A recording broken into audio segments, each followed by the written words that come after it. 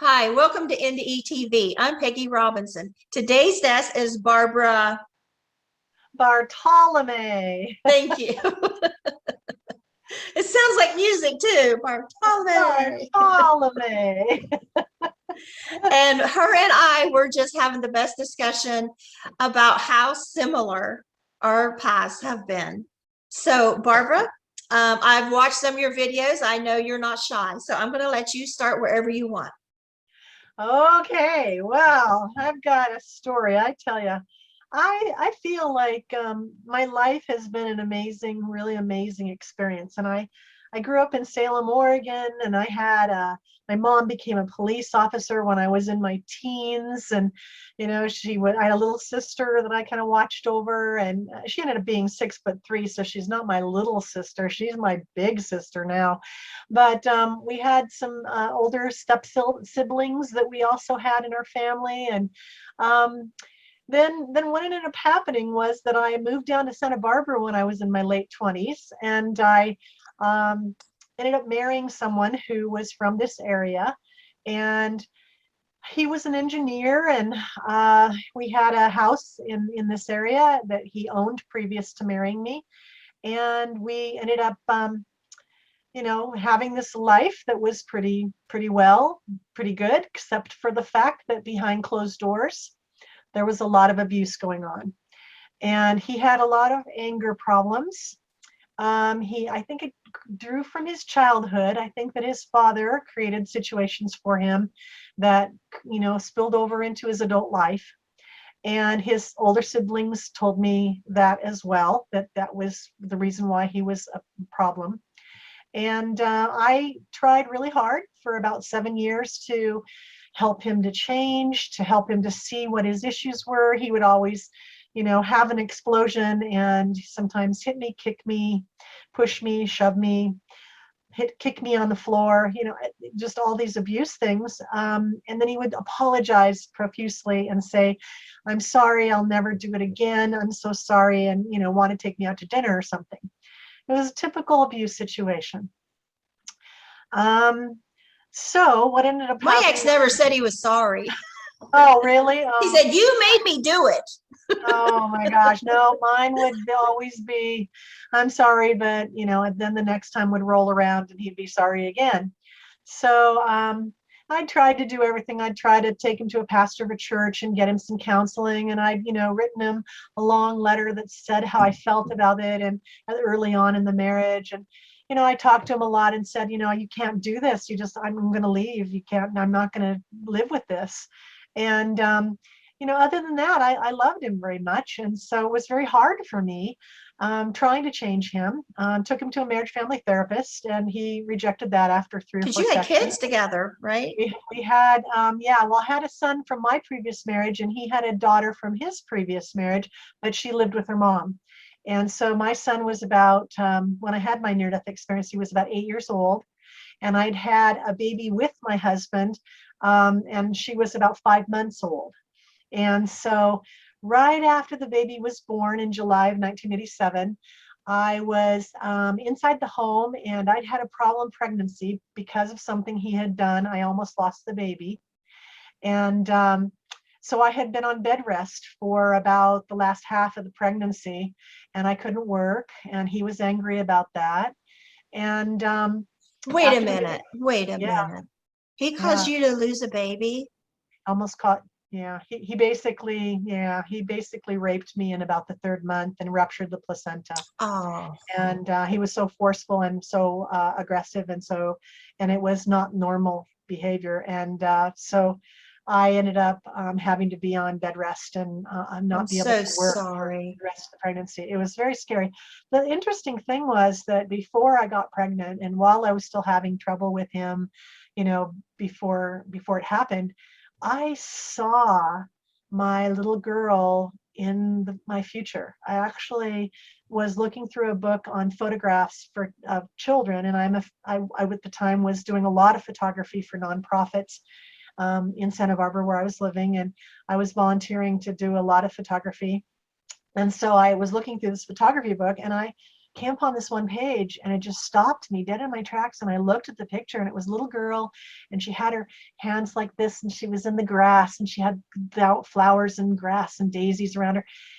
And I looked at her and she had brown eyes and she had red hair. And I went, oh my God, that's exactly what my daughter's going to look like. It looked like she was looking at me, that she was my daughter. And I was really freaked out about that. It was like, oh, and I didn't tell anybody. And so then my daughter was born in July of 1987. She did have red hair and she had brown eyes. And I felt her before, when I was pregnant with her. I felt who she was. It's funny. Inside me. When I was pregnant for my first child at 4 months, I had a dream it was a boy. And after that, I told everybody it's a boy. And this is before ultrasounds, because he was born in 1980. I said, oh, you don't know us. Yes, I do. And it was a boy. Yep. It's you know who he had a third eye. Yep. You can kind of feel who they are inside there. And so after she was born, about a month later, I got called. I heard him calling me out onto our patio, and it's the cement patio. And he was standing by these 5 bags of cement that were not used yet. They were ready to be used for some project. Now, this is after the miscarriage of the third child. Second child. It was my second child, my daughter with him. And I didn't miscarry her. I carried her to term. She was born. And a month later, he was outside on the patio calling me to come outside. And she was perfectly fine. There was no problems with her health. So the miscarriage was between those two then? I didn't have a miscarriage at all. I actually. Oh, I'm sorry. They saved the baby. Yeah. Thank God. Yeah. Okay, I'm sorry. I missed that. Yeah, the placenta ruptured. What happened was kind of interesting because the doctors were saying that I needed to do an abortion. Basically, they were going to abort the baby. And I was saying, no, I'm not going to do that. And I was crying and everything. And this other doctor came in the room at the time when I was, being examined for this situation that had occurred by him. And he told the other 2 doctors very quietly, well, in 5% of the cases like this, the placenta reheals itself and the pregnancy goes to term. And I heard him say that, and I was sitting on the table crying, and I stopped and I said, you have got to let me try. That's going to be me. I need to have that miracle happen. Don't try to make me abort this baby. And so they were really mad. The other 2 doctors were really mad that this other younger doctor said that. But in fact, it is exactly what happened. The placenta resealed itself. The pregnancy went on. I was on bed rest. I couldn't work. I went all the way to term. She was born on her due date on July 11th, 1987. Okay. And so here's this little redheaded, brown-eyed, cute little sweetheart baby. And a month later, I'm called outside of this patio. He has these bags of cement piled up on these 2 boards, and he has a big 2x4 sticking underneath all the bags of cement. He's got that on his shoulder, and it's like he's lifting and pushing against it. And he goes, come over here, I need help. And I said, well, what? I can't help you with that. And I said, get over here. And so I kind of stepped closer, and he grabbed my arm, pulled me over underneath the 2x4, and then removed his shoulder away from it so that all the weight of those bags of cement that he had been holding on his shoulder came down on my shoulder really abruptly, and it blew out a disc in my lower back. My L5-S1 disc just went pop, and it just blew out, and I screamed bloody murder. They could have probably heard me in China, and I crumpled to the ground, and I couldn't walk. And I ended up having to go to a doctor, of course, and I had to have a friend come over and drive me to take me to the doctor. And he basically told me initially that I would never walk again, that this couldn't be fixed. And so I was like, I'm 31 years old. I have 2 children. I'm not this, not. And so friends of mine said, no, go to this neurosurgeon. So I then took all the x-rays and CAT scans that they'd done and everything, went to a neurosurgeon. And the neurosurgeon said, I can fix this. So he arranged for an orthopedic surgeon and himself to do surgery on a day in December of 1987. And the day that was going to happen, they had me come into the hospital the day before in the afternoon, and they wanted to do one more test to see if my spinal cord had been damaged When the disc burst, they thought maybe a chip of that disc had hit the spinal cord and chipped it, so that I was losing my spinal fluid. So they wanted to verify that, because they were going to need to fix that the next day in the surgery if that was the case. You was at So risk they of not walking, correct? I wasn't walking. Oh my gosh, I wasn't walking. It was really, I was so traumatized. It was terrible. And my husband was totally dismissive of the whole thing, and, didn't help me, didn't bring me food or anything. My son, my 8-year-old son, was my hero, my angel, and he brought me food and water. And, I was in bed, and it was terrible. I just want to say right now, if anybody's listening, they're in a relationship like this, get out, Get out. because it gets Get worse. out. And there's Exactly. a lot of women in graves that didn't get out, that thought it wouldn't get to this. Get out. Get brave enough. Get brave enough. Find a way. Find someone who'll help you get out. That's the bottom line that I And can do tell it you. safely. Yeah. In my situation, my near-death experience is what got me out of there. And so what ended up happening was that during that myelogram, there was an error made by the x-ray tech, and instead of tipping the table so that my head would be raised and my feet would be lowered so that the dye could run down my spinal cord and they could x-ray the area where they thought the chip had gone through my spinal cord, he lowered my head and raised my feet. And so the dye that had just been injected into the back of my neck went into my brain within seconds. And I felt funny, and I was laying there on the table and nobody was noticing it. And I was not interrupting anybody because they were having conversations. The doctor and the neurosurgeon were talking, and then the 2 x-ray techs were talking, and I didn't want to hello, something's wrong. And so, and I didn't realize what was wrong. I thought maybe I'm supposed to feel like this. And so I didn't open my mouth and say anything. And by the time that I realized, you know what, this can't be right, I've got to say something, I couldn't actually speak. So my brain was malfunctioning to the point where I couldn't open my mouth to talk, and I couldn't move my hand to touch them to say, hey, excuse me, something's wrong. So that made me really panicked at the time. And I was laying on the x-ray table, just completely in this, oh my God, what's going on, fear. And I started there again. Yeah, You stop and think about it. You didn't speak up. The no, abuse and laying there, and something's wrong. Women need to get a voice. Yep. That was part of Speak it. up. Even like a medical thing like Yep. that. We just don't speak up. We're supposed to be good little girls. Yep. Well, I'd been trained as a young person to be very bold, brave, and strong and powerful, because my mom had been, become a police officer. And, then when I got into the situation where I was married to this person, I lost all of that. And I got to the point where I didn't speak up about anything. I was just really, really afraid of everything.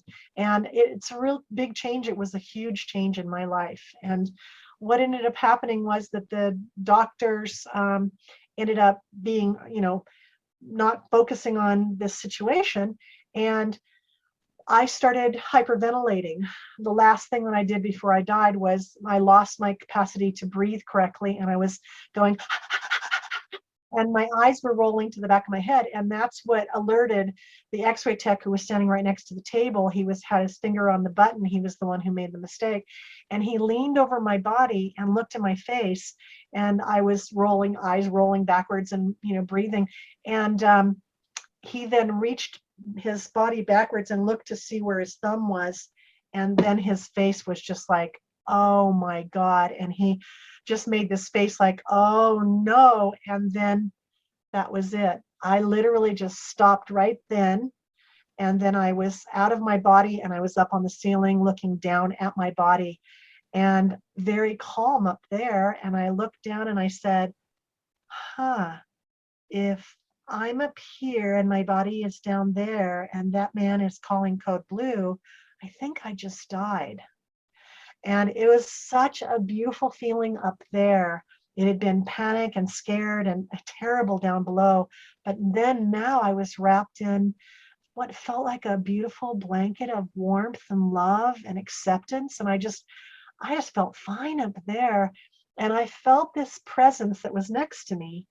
And I felt like I knew that presence from before I ever came onto the earth. It was just this long attachment to this beautiful being, and it felt so eternal. And I began talking in up there out of my body. I began talking to the being, and I was very calm, and I said, I really need to go back into my life. If I leave my children in this way at this time, they won't grow up to be the good human beings that they're capable of being, because they will be left with my husband, who will not take care of them, or they will be abused, they will be traumatized. And I said, I need to go back to continue to protect them. And so I said that during the time that they were doing all this stuff. They brought in an oxygen cart, they put an oxygen mask on my face, they were doing CPR before that. They continued to do the chest compressions even after the oxygen cart came in. This man came in and he brought in a box, and it was a heart monitor, but I didn't know what it was. And I was calmly talking to this being, saying how much I wanted to go back.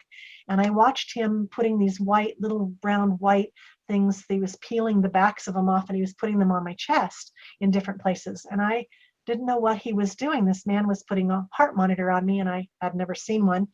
And I stopped kind of asking God, to go back. And I said, what is that he's doing? I understand what everybody else, but what's that?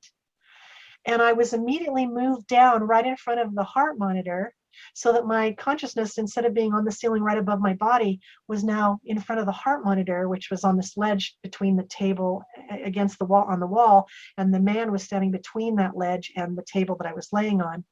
And he reached over, the man did, and when he was done putting those circles on me, he did this little toggle switch and he clicked it up.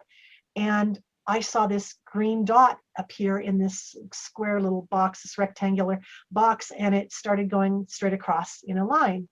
And the machine started making this sound, beep. Well, I still didn't know what it was. And I watched it go all the way across, and it started again, and it went all the way across a second time. And I still didn't know what it was. And the third time it started to go across about a third of the way, all of a sudden I went, oh, that's a heart monitor. It's supposed to be going up and down. My heart stopped. And the second that I thought that, and I recognized that, then I was put back up on the ceiling again next to the being. And I continued to have my experience of looking down at my body at all the things that they were doing. And about, I would say, 8 minutes into the situation, the neurosurgeon said to the orthopedic surgeon, too much time has passed. She's going to be brain dead. We need to do something. And the orthopedic surgeon said, stand clear. And the people that were around the chest area and my head area of the table, they stepped back and got out of his way. And he stepped 2 steps forwards, and he took his fist from behind his back, and he just went wham, and he just did what's called a precardial thump. I had never heard of that before, but he smacked his fist into my chest because they hadn't been able to get the defib unit into the room yet. And that's a last ditch effort that they use to restart a heart. This blow to the heart shocks the area and shocks the heart, I guess. And then sometimes it will restart. Very few times does it restart. I've heard it's very, very useless kind of last ditch effort. So right when he struck my chest, then the being then that I'd been talking to then said to me, but if you go back, you'll still be in your marriage. What will you do? And showed me all these little film clips that just went flash, flash, flash, flash, flash, flash, flash, flash, flash, flash, flash, flash, flash, flash across my vision. And it was all these incidents that had happened in my 7 years of marriage that were all these abuse incidents to remind me of all I'd been going through. And then I was given time to evaluate what I wanted to do. And I evaluated all the things that I had done to try to help my husband to change. And finally, I said to the being, if you let me go back, I promise you I'll get strong enough to leave him. And the second I said the word him, the doctor did a second precardial thump, smacked my chest a second time, and my heart restarted, and my eyes shut from up on the ceiling, and I opened my eyes, and I had the oxygen mask on my face, and I was back in my body. Wasn't the nurse told him not to do that? Like you'd have brain damage or something? The doctor said that the Okay. doctor's neurosurgeon said to the orthopedic surgeon that too much time had passed while I was flatlining and that I was going to be brain dead. So, that's when the orthopedic surgeon went into action and did the 2 precardial thumps and restarted my heart. And I talked into the oxygen mask immediately after I came back into my body and said, "What just happened?" And the nurse then leaned over me and said, "Stop, don't talk. We need to stabilize you." And so for 20 minutes or so, they did whatever they had to do. And then they finally took the oxygen mask off. And everybody was waiting to see what I was going to say because I said, and I said, "Oh my God, what just happened? I was up on the ceiling. I'd never heard of a near-death experience. I'd never heard of going out of your body." Yeah, it's That was not- 1987. No, that was Mine was totally not even- 86. Nope. Nobody talked about that stuff. That was like, It no didn't way. happen. No, never heard of anything like that. And so I said, I was just up on the ceiling and I could see and hear everything. And the neurosurgeon went, "Oh, brother." And then that caused me to say, no. She was on the phone over there calling for the defib unit saying stat, and it didn't come in. And then that lady brought in the oxygen card, and then that man came in with the heart monitor and connected it up to me, and I was flatlining. I saw my flatline. And then these 2 guys were doing CPR. And then you said to him, and I told him everything, that all these things that had happened. And while I was saying all that, he clenched his fist, the neurosurgeon, excuse me, he clenched his fist and he pulled him up tight against his body and he went, "I'm not going to stand here and listen to this." And then he stormed out of the room. But everybody else stayed. That's professional. Not really. The orthopedic surgeon took my hand and he said, "How did you feel? What, tell me again what you saw. What did it feel like? Tell me." And so all the people were in there like, watching and listening. And then they put me on a gurney and they said they're going to send me up to my room to prepare for surgery for the next day. And they That did. was And just a then test. from that day, from that moment on, nobody in the hospital would talk to me about it. When I would say, "What was that? What was that? What happened to me down there in the myelogram? What happened?" And the nurses would look at the little chart and say, "Well, I don't see anything here. I don't know what you're talking about." So they Doctor's not going to write, "I goofed." No, really. Yeah, really. Exactly. No one wanted to admit that. They didn't want a lawsuit. I didn't sue anybody. I didn't have, support system or anything. And when I told my husband the next day after the surgery occurred and I was in the recovery area, my husband came in, that husband at that time, and he came in and I said, "This is what happened last night." And I told him, and he went, "Oh, that couldn't have happened. You probably hallucinated that." Well, I never did drugs. I don't drink alcohol. I never did. I'm like, the cleanest kid you ever saw because my mom was a cop. She used to tell me she was going to shoot my butt off if I did anything wrong. So I was like, okay, I will not do anything wrong. So I was like hallucinating. I wasn't even under any anesthesia. What are you talking about? I'm going to assume that when you almost lost your daughter because of him, I'm going to assume you covered that up and didn't tell the hospital that was on purpose. But yet this you made up. Like you're so attention seeking. Yep. I didn't tell those doctors that were involved with my daughter at all that was what had happened to me back when she was born. I was like, no, after she was born, I just no. When all that happened, I always kept it to myself, and I didn't even tell my mom or anything because I didn't want my mom to react. Because my mom had one time, she had grabbed my husband at his neck like this, and she held his head up like this, and she said, "If I ever hear you say anything like that again, I'm going to clean the floor up with you." And my mom was a powerful, like 5'10", just a strong woman. And I was kind of afraid to tell her too, because I was afraid that she might come down and try to do something and it might cause her life to, be upended. I'd chosen to be in that marriage and I hadn't left it yet. And I didn't want her having to have repercussions for what I had done with my decisions in my life. So it ended up that, I got my heart was restarted and I was back in my body, and I got the surgery the next morning. They went ahead and did it anyway. And it was a laminectomy discectomy on my L5-S1 vertebrae, which was where the disc had blown out. And they cleaned up all the disc fragments and my spinal cord hadn't been chipped. And so I had a long recovery, and of course my 8-year-old son was again my hero through that whole time and helped me with everything. And people from church that I attended also came over and helped me with a lot of stuff. So then I knew that I had promised what I thought was, God, that I would leave him.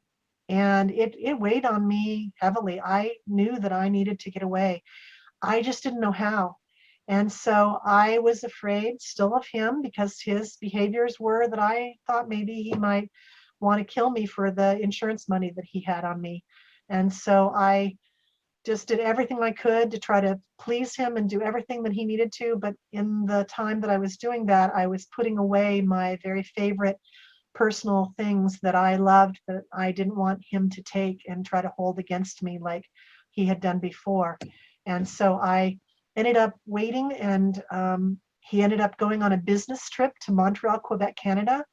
And the day that he got on the plane to fly away, I took him to the airport, and I turned around, and I had looked in the newspaper for an apartment and went, and I found an apartment, and I moved out that same day that he moved and that he flew away to Montreal, Quebec, Canada, and filed a restraining order against him with the court, and ended up being able to get away safely. And that was, the big change in my life. That NDE helped save me from the situation that I was in. And I think that it was planted in my life for it to happen, because I see the outcomes of what happened after that. And it is, it was life-changing in more ways than one, obviously. And that's a good idea to do that while they're gone for a while. Yep. Yeah. My husband was in the shower, my ex, and I grabbed the boys because I just called the sheriff because he had me slammed against the wall and stuff. And then he went and got a shower. And then he says, and you are going on the boat. Me and the kids are going on the boat with him, see fireworks. And so anyway, so he's in the shower. He's like, come on, boys, hurry up, get in the van. Never done this before. He come out on the porch, start naked, broad daylight, in front of our children, preteen boys. He says something told him when he was taking a shower. One time he gets a voice from God. And it had to be Peggy's about you're to leaving. Oh my gosh. That must He's have been. out there buck naked. Boys, get back in the house. But sorry, I didn't mean to interrupt. It's just like the similarities of you and I is just unreal. Yeah, the people that are out there that make these kind of decisions to act in these ways, I don't understand at all. I can't comprehend the behaviors of some people, but I know that in my life, when I choose good people around me and surround myself with, that's kind of the story that you also wanted me to tell, was that after I got divorced, I was afraid to date anybody. I didn't want anybody in my life because I didn't want to choose poorly again. And so I then started a list of character traits, and I would add the character traits that I could think of, courage and friendliness and patience and acceptance and kindness and love and generosity of spirit, and the different things that I would want in the person that I was around. And I thought of all the negatives of my ex-husband, and I would put the opposites of them. I would not put anything down that was negative. I didn't put down, isn't abusive. I would put down instead, is patient, or is caring or concerned or kind or whatever. And so I was adding this list up as I went along, and I wasn't dating. And so about every evening when I would look at the list, and I would think about people I'd seen during the day or things where I'd realized, I haven't added this to the list yet, and I would add it. Then I would, before I go to sleep, I would say, God, I don't know who this person is that I'm writing about, but I know that you know who it is. So if you could help that person to come and find me in a safe way at the right timing for both them and for me, if you could bring them to me, then I'd be so appreciative. Thank you so much. And then I would go to sleep. Well, I'm sorry. I'm just laughing at how sweet you are. Oh, well, for 2 years, I sat there and did that. And I meant it. I meant it. I knew I didn't know who these, guys can look really nice and wonderful, and they can look like they're, balanced and normal. And then they can be the psycho people that they are. And there's a lot of women that are like that too. So I'm not sure, how to tell Yeah, that. I mean, it's not our fault if we're a bad judge of character. I mean, we're trusting. I know, exactly. So God's got to help us out. I was just like, please God, because I'm not a clue. So then 2 years later, I had a Saturday, and I was in my apartment with my kids, and my son was out riding his bike around the neighborhood. And he came back, and he had this girl that he had, and he said, this is Erin, and she lives close by, just half a block away. And we go to school together. I know her at school, and we both want to go see a movie together. Would you take us? And so I said, ended up saying, okay. And then they said to come over and get them at her house, which was just right around the corner. So I came around the corner, and I ended up knocking on the door, and the door opened, and this 7-foot tall guy opens up the door, and I'm like, okay, my sister is 6'3". I knew everybody that's tall hates to be asked, how tall are you? Or, oh, did you play basketball? I mean, that's always the question that my husband gets all the constant time. And so I was like, hi, I'm Scott's mom, and I'm here to pick up Scott and Erin to take them to the movie. And he looked down at me, and he said, well, they asked me to take them to the movie. And I realized immediately what they were doing. They were putting us together, and I was so totally freaked out that I was trying not to react to that. And I said, well, that's great. Why don't you go ahead and take them to the movie, and I'll just go back home again. And then Scott and Erin came out from around the corner, and they said, no, Mom, you have to go too. And Erin said, yeah, you have to go. And Dad, you have to go. And they made us sit next to each other. And 6 months later, after I had kind of like looked at my list of things and gone pumpkin shopping with them, and we put our two families together to do things, because he had a boy and a girl and I had a boy and a girl. And I was able to see all of the character traits that were on my list in this wonderful guy. And we got married 6 months later, and now it's been 29 years, and he's still that same guy. Had 206 things written down, including must be tall, and he definitely at 7 foot. Really, you had that down too. That's cool. I had. And he was a basketball player, though, isn't he? Wasn't he? Yeah, he played for Golden State Warriors and overseas in Europe, and he's retired from there, and he worked 36 years for the University of California, Santa Barbara. And I also ended up working there for 6 years in the Graduate School of Education. So we both are big Gaucho supporters. We love our UCSB Gauchos here in Santa Barbara. So yeah, we had an amazing thing. But it was really funny. After I had my near-death experience, I didn't want to tell anybody in my family or anybody else, because I didn't know how to put it into perspective, and I didn't know 1987, nobody's talking about it, and I didn't want anybody to think I was crazy. And so I just kept quiet about it for about 12 years. And it was a nurse at the local hospital who was a friend of mine, and we were sitting at gymnastics practice for my little daughter, and she was now 12 years old, 12 and a half. And the nurse and I were talking, and she was telling me that her mom was passing away and imminently going to die. And I felt the need to tell her about my near-death experience, because I wanted her to understand that once I died, it was a beautiful experience. I knew that it was so incredible that it would make her feel better about her mom's passing. So I asked her if I could tell her the story, and she said yes. So I told her, and then she was the one who told me that it was called a near-death experience. I had never heard the term in all my time, those 12 years. I didn't know that was What year what it was that? called. It would have been 12 years after 1987. Oh, okay. So 1999, it would have been Okay. 1999.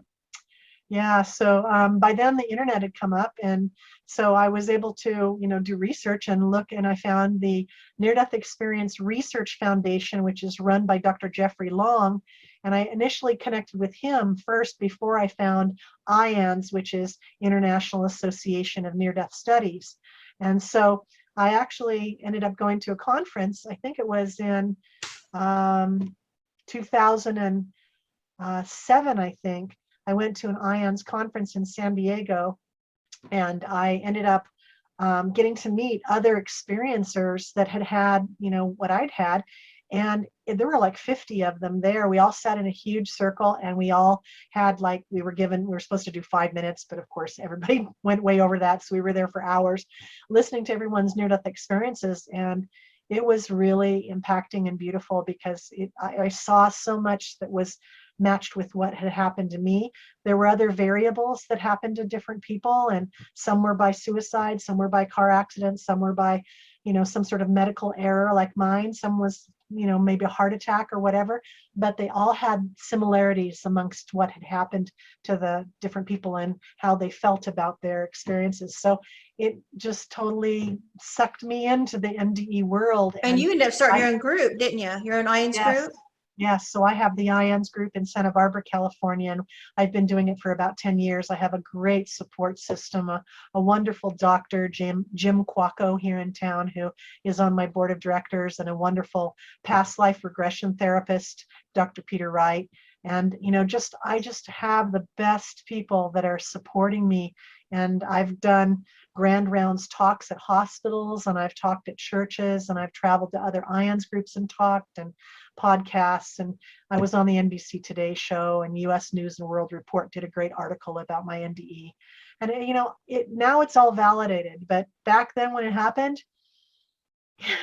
I had no idea what was going on. And how about you? Did you know what it was when it first happened to you? Oh, no way. No way at all. I thought as soon as I come back from mine in the hospital, I thought, what the hell was that? And I thought it never happened to anybody in the history of the world. I remember exact words, exactly that. This has never happened to anybody in the history of the world. Yep. And then it was months later, and Oprah was new at the time, and she had people on talking about it. And I scoffed at that TV like I never scoffed anything. Oh, what liars. How stupid do they think people are? And I rolled my eyes, took a step back to head into the kitchen to start dinner. Something stopped me in my tracks. And I'm like, what am I feeling? Why does that sound so familiar? And I allowed myself to bring it forward in my head, like it was real. That was real. So that night I told my now ex, I sat him down after supper, sent the boys to the room, I said, I talked to your dad. And he sat there and listened. And he said, I know how it sounds, but I know you. And I know you're telling me the truth. Isn't that beautiful? That's actually a good response, because most people are like, what? So yeah, that's a good responst. But not until internet, years later, like not until we got the internet. And first place you wrote yours, I believe, same place I wrote mine, was Dr. Jeffrey Long's website, NDRF, Near-Death Experience Research Foundation. When I found it, because I just looked up near-death experience. I'm thinking, I just learned this word. Now, what do they call it? I'm going to look that up. As soon as I found it and it said, submit your story, I typed it so fast and hit submit, and I didn't spell check. I made nothing. I couldn't wait. And I'm like, there, I did it. I thought it's over. I did it. God, look, God, I did it. Like I was supposed to tell the world or something. Like I did it. I thought that was done. It was just the beginning. That was just the beginning. You're right.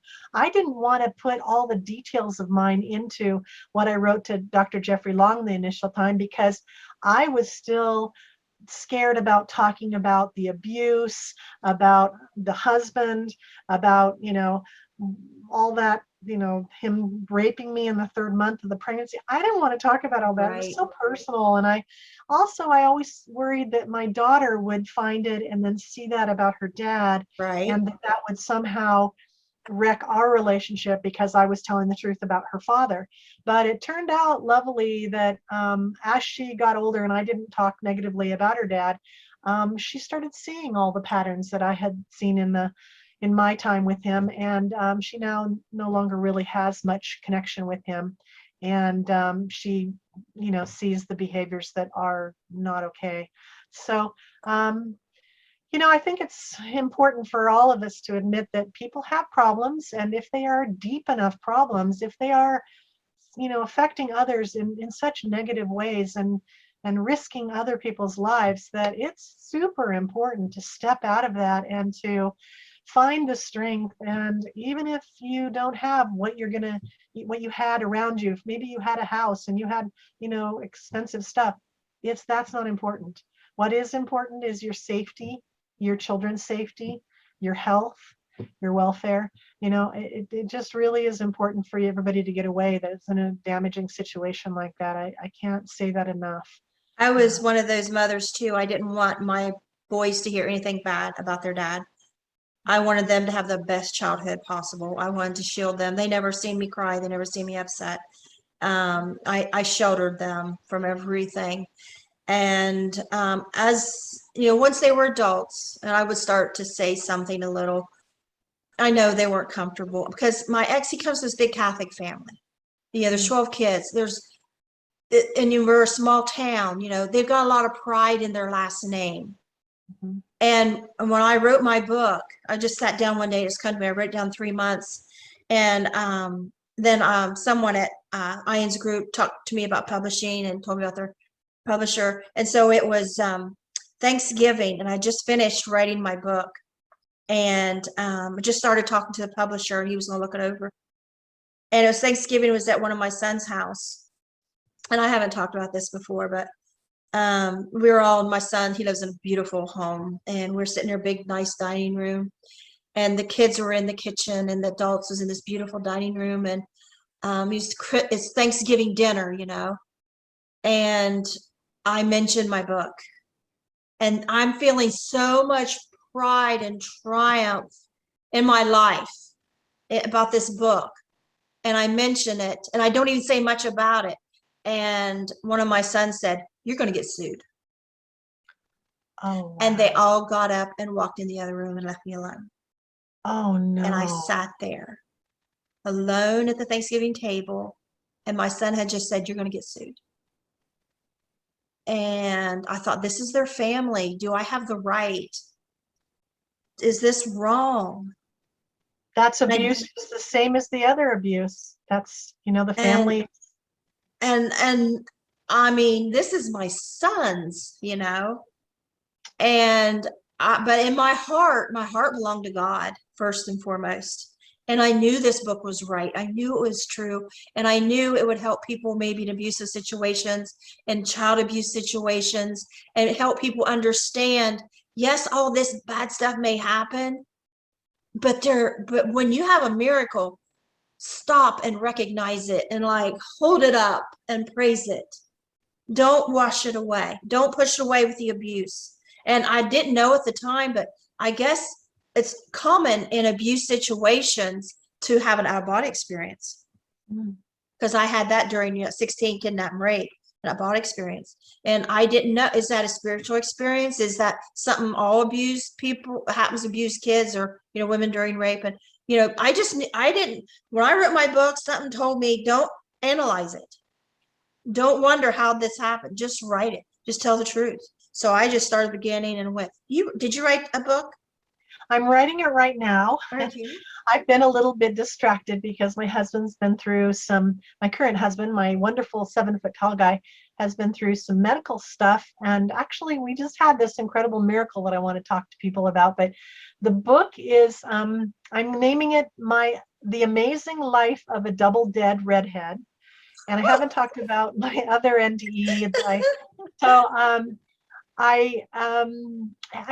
I ended up finding out when I was 55 years old. I'm 65 now, but when I was 55, my older brother ended up talking to me, and we were just outside of a restaurant in Salem, Oregon. I had gone up to visit with my current husband, and he said, Barb, there's something I realized I need to tell you. And I'm thinking, okay, good, all right, what is it? And he says, you died when you were 18 months old. Now, he didn't know that I'd had my second NDE at age 31. So he thought he was disclosing this to me and that it would be really shocking, et cetera. And it was shocking, but having had the other NDE, it wasn't as shocking as it would have been if I had not known that. So I said, what happened? What? And he said, well, you had a really high temperature. You were just a baby. And he was about 12 at the time. And he said that my mom and dad were, trying to take care of me, etc. And my mom was pregnant with my little sister, so my mom was ready to deliver. And he said that my dad, he said that my dad noticed that I was shaking, convulsing. And so what happened was that the high temperature had caused me to go into convulsions, and then they both noticed that I stopped breathing. So my dad rushed in and called the fire department because there was no 911 at that time in Salem, Oregon. And my mom, crying and holding me, not breathing. And the fire department told my dad to tell my mom to put me into tepid bath water, to submerge my body into tepid bath water, and that would help to lower my body temperature, and that the ambulance was on its way. So she was also supposed to add just a few ice cubes to slowly lower the temperature of the water that I was in.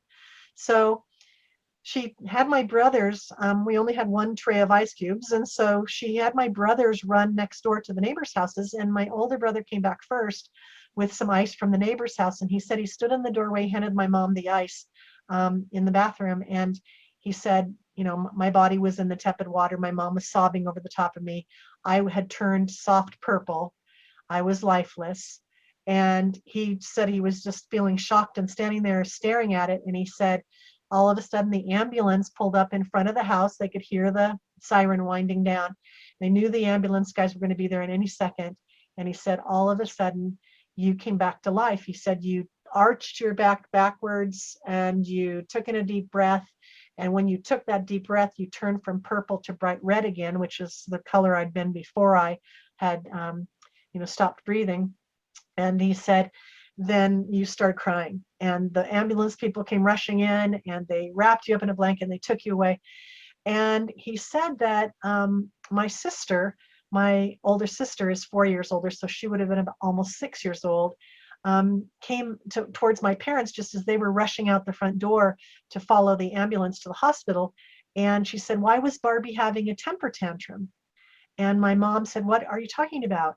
And she said, well, the nanny that we had that was helping my mom with the 4 kids, she said, the nanny said that she was having a temper tantrum. And my mom looked at the nanny and said, I'll talk to you after I get back. And the kids all realized after my mom got back from the hospital that the nanny was never there at with the family any longer.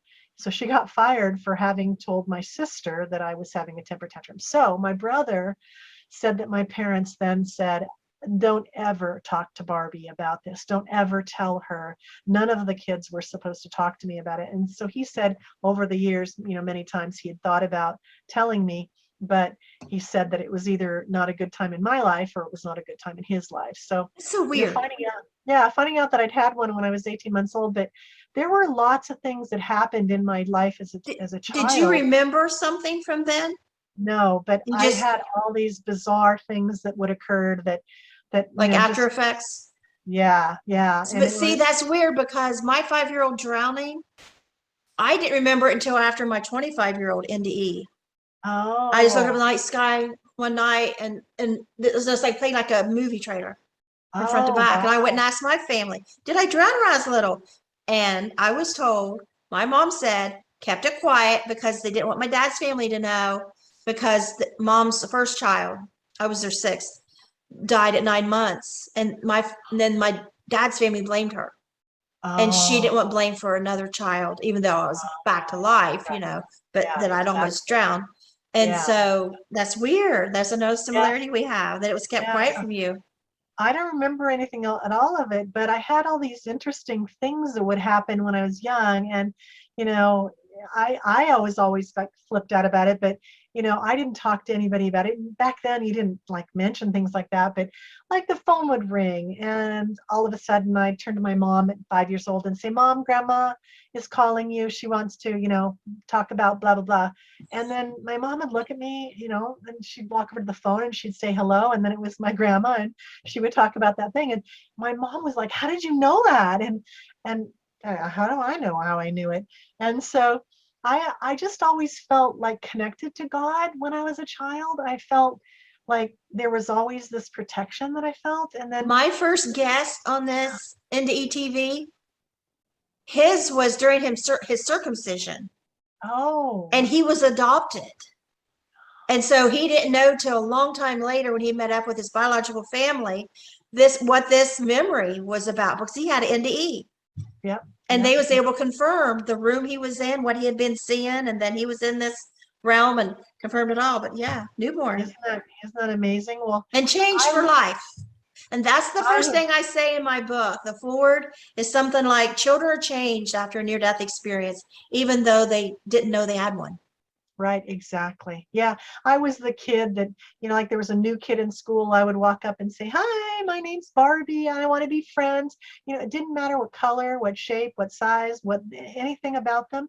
I was always trying to adopt people, like elderly people, and I would go and visit like elderly neighbors and be the little girl who would sit in their living room and listen to their stories, and all the other kids are outside playing, and I'd be like trying to be this little, I don't know, I did not trying to be, I was this little goody girl that wanted to help people, and I wanted to like Wasn't be one of them a kind. prostitute? What? Wasn't one of them a prostitute lady you would go talk to?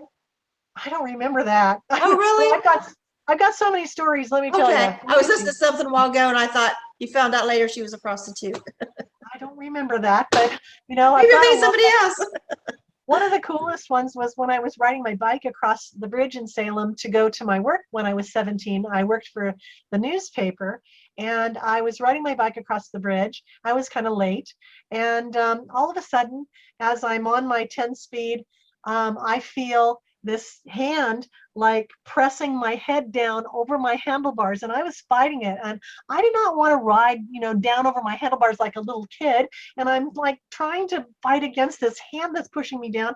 And it was stronger than me for sure. And I get down over my handlebars, and this big truck goes rumbling across the bridge, and it has this extended mirror that's sticking out, and it literally went like this and just brushed against the back of my head. Because I was so low, it didn't hit me in the back of my head and whack my head. And I realized that that pushing down saved my life, because if it had hit me going by 35 or 40 miles an hour and whacked me in the back of the head, I probably would have gone off my bike, maybe fallen in the tires of the car, in the truck, and been run over or whatever. And so I sat up right after the release was immediate after the truck's mirror went by, and I sat up and I got up. I sat upright and I was like, oh my God. And I pulled my bike over and I stood there and I actually started crying, and I was like looking out over the river, and I was saying, thank you, God. I know that was you that helped protect me right then. And I really, really thank you so much. And so I didn't want everybody that was driving by to see me crying, like, I think it was Tamara that said that about the prostitute oh, really? in Okay. their No, video with her. It was her oh, example, not yours. Okay. I'm okay, sorry. good. Because I was like, I don't remember. Yeah, it was Tamara's example. I'm pretty sure. Good. Sorry. Yeah, so it's been, it's been amazing situations. The near-death experience after effects are what are really pretty cool for us to live with. And like, I gotta say, another one was I was 16 going through a mall in Salem, Oregon that had just been opened, and it was called Lancaster Mall. And I was with my mom, and all of a sudden I see this big round barrel thing that is made out of chicken wire, and it's got all these entries in it. And it's on a big table, it's elevated up off, I'm standing on this table, and it's got all these entry pads on around the table, and you can enter to win a car. So I'm 16 and I'm like, oh my God. And so I said to my mom, I want to enter to win that car. And the sign said you had to be 18, licensed driver. I wasn't either one of those. And I said, I need your driver's license, Mom. And she looked at me and she said, Barbie, you couldn't win a dirty sock. Forget it. And so she continues walking. So I dug around in her purse and I got her driver's license. I said, I'll meet you inside the store. And I went back and I put her name on the entry.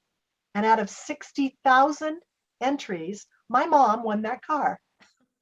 Should have named it Dirty Sock. I know, really. It was like, see, Mom, I can win. But it was this knowledge and this feeling like, oh my God, I've got to do this. Yeah, it was pretty cool. So I would get those a lot as I was young, and all these different situations that occurred that, people around me would kind of go, what just happened? Did you just do that? You know, and I had to learn to protect myself by hiding the capacities that I had and not showing, you know, like when the phone rang that I knew who it was, or, you know, something that was going to happen, then I just unfolded, because I would freak people out with, you know, the pre-knowledge of something that was going on. And I learned to just hide it. So, but Now, was that you that love it. would have been in that car wreck and that truck was on its side?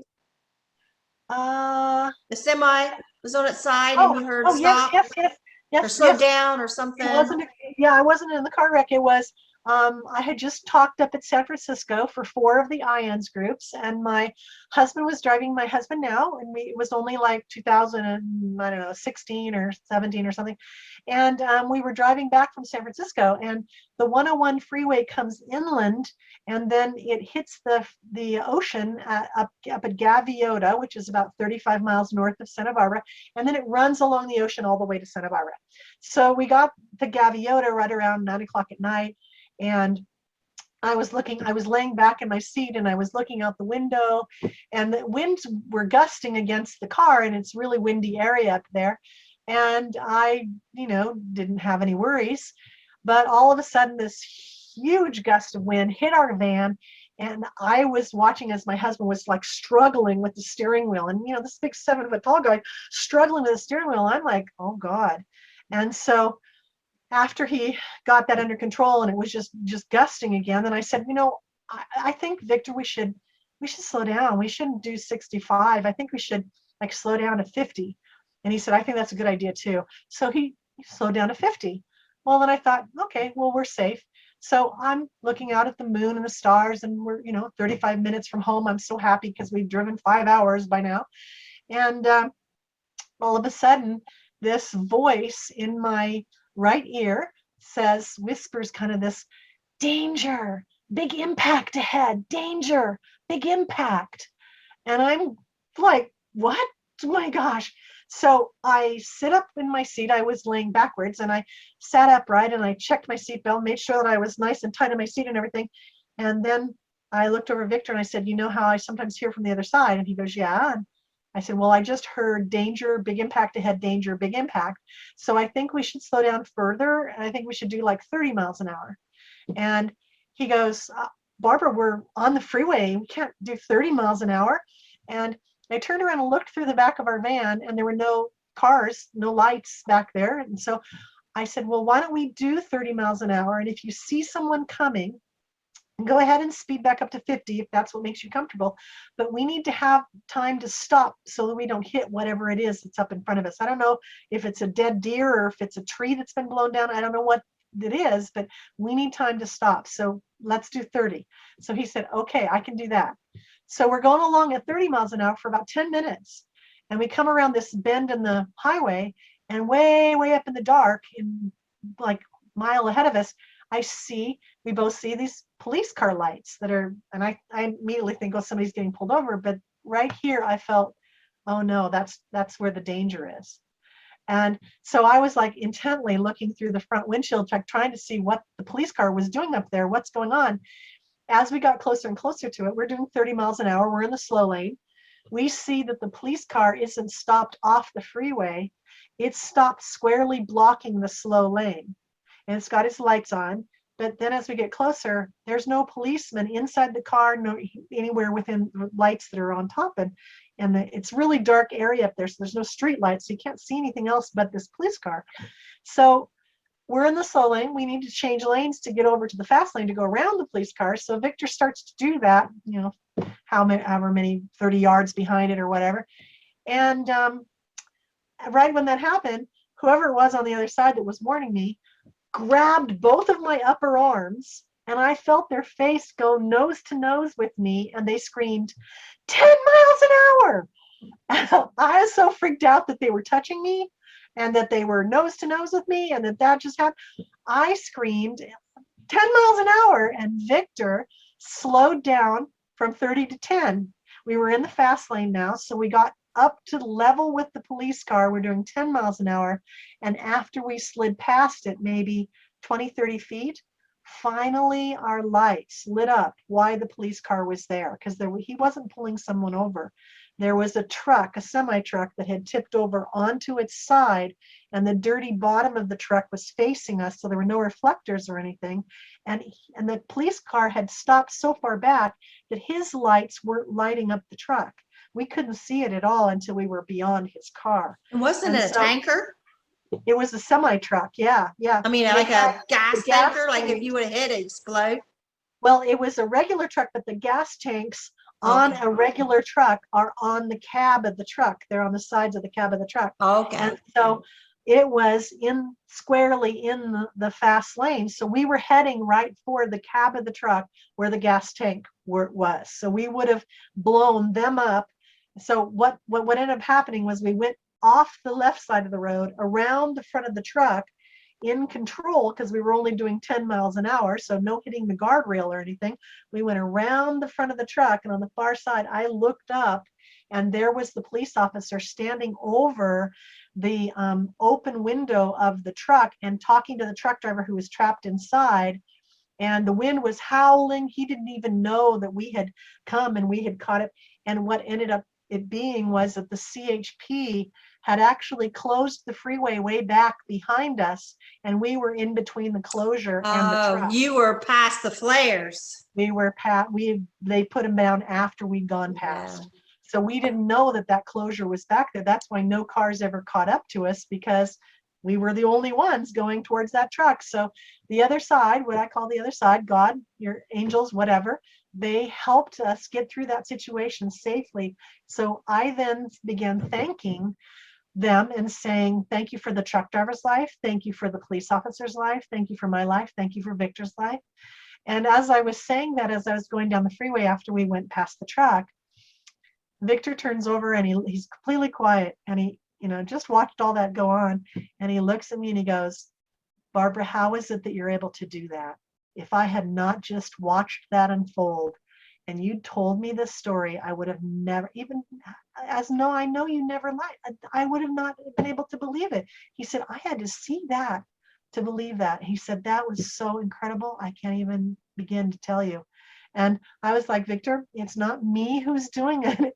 You realize it's the other side who puts their fingers into our lives and makes a change for us. If we understand that they're there and that they want to help us, and we listen to what they're telling us, it's not our intuition. That's not what's happening. Yeah. It's help from the other side.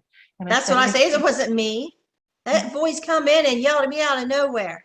It wasn't me. And people say, oh, it's you. It's your God. Your Christ conscious. Like, bullcrap. Nope. No, it ain't. I ain't that smart. Nope, I didn't know that truck was up there. I had no idea of that. It's like completely crazy. So I love the fact that they love to help us. And I love the fact that I'm connected to them. And I always talk to them and say, hey, if there's anything you need me to know, I'm here to do your work in this world. I don't have anything better to do. And so as long as you want me here, I'll be here. And when you want me to come home, I'll happily come home. But if you want to, have input in my life, just do whatever you want to do. And people that aren't getting connected need to get connected. Yeah. Because it is such a help. Like, how did I ever deny that before and not see it before and not rely on it? I used to argue with it. And then I realized when you're arguing with it, listen to it, because it isn't you. Yeah, really. Yeah. It's not your intuition. It's the other side that's coming in saying, this is what's coming, and this is what you need to do. This is, whatever. It's giving you hints of how to be better, or how to avoid something, or how to live your life in a better way. So listen and follow it. I've not listened before, and I paid for it. Yeah. I could have helped somebody and I didn't. And it feels absolutely horrible. I never forgive myself. Yeah. So it's really important that we all understand that home's there, and it's not a heaven and hell thing. There's no judgment. I felt no judgment whatsoever when I was out of my body. But people have went to hell, though. There are people that have, I think, felt that they're in their training of their life, that there was only heaven and hell. They didn't realize that there was home, which I Yeah, but call like Howard Storm, he was atheist. He didn't believe in heaven or hell, and he went to hell. yeah. You know, there's people that have these How I hellish explain NDEs. that. Yeah, I Huh? don't know how to explain that, and Eben Alexander, he had that worm's eye view where he was down in this muck and Yeah. he felt, that light and that little sound that rose him up out of the I think muck. we all get what we need. And if a butt whipping is what we need, like a trip to hell, then you will get a trip to hell. Oh That's my what God, I that's think. funny. I think God is our Father. And if we need that butt whipping, we're going to get it. We'll get I whatever love we that. need to straighten our butts around. I love that, Peggy. That is the best line I've ever heard. And it's so eloquently put, isn't it? It is wonderful. God will kick your ass. Oh my gosh, or what my mom used to say, I'll shoot your ass. And that's love.